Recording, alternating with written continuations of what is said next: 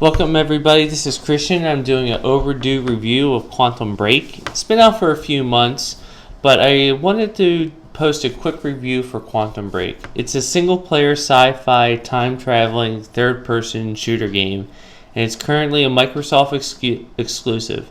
And while it's not perfect, I really enjoyed it. The shooting mechanics have been done better in other games. The graphics are great, but no more impressive than Uncharted or Last of Us. But the story was really interesting, and it really hooked me. In addition to the fantastic sci-fi story, the voice acting and motion capture was great. The cast is impressive, both in the game and those brought over into the live-action episodes. They pull in a really interesting cast of people from Fringe, Game of Thrones, even Lord of the Rings. One of the hobbits is one of the characters. And it really made it immersive and made it feel like a higher level of quality. Having the live action mini episodes in between, it was an interesting aspect of the game. I overall enjoyed it, but I don't think it's something that many games will do. It did bring some depth, but for the increased production, I don't know if it would have been worth it, but we'll see how the game sells. There's been countless time travel sci-fi stories, and while this isn't the definitive version of all time, it's one of the best ones I've seen in a game. For those that decide to play this game after this review, I would highly recommend renting it over buying it, just because you're probably only going to play this once, maybe twice.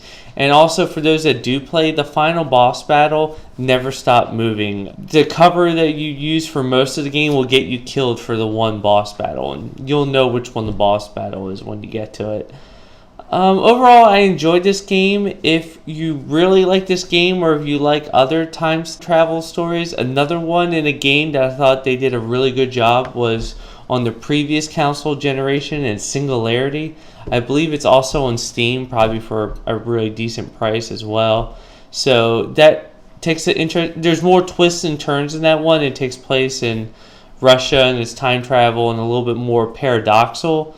This isn't as much paradox because in their game mechanic, you can never change the past. You can only affect the future. So, for example, if I want to stop 9/11 from happening, even if I do stop it from happening, then it doesn't happen, and then I wouldn't go back and try to stop it from happening. So essentially, you can take things from the past and move into the future and people, but you actually can't change past events that already happened in your timeline.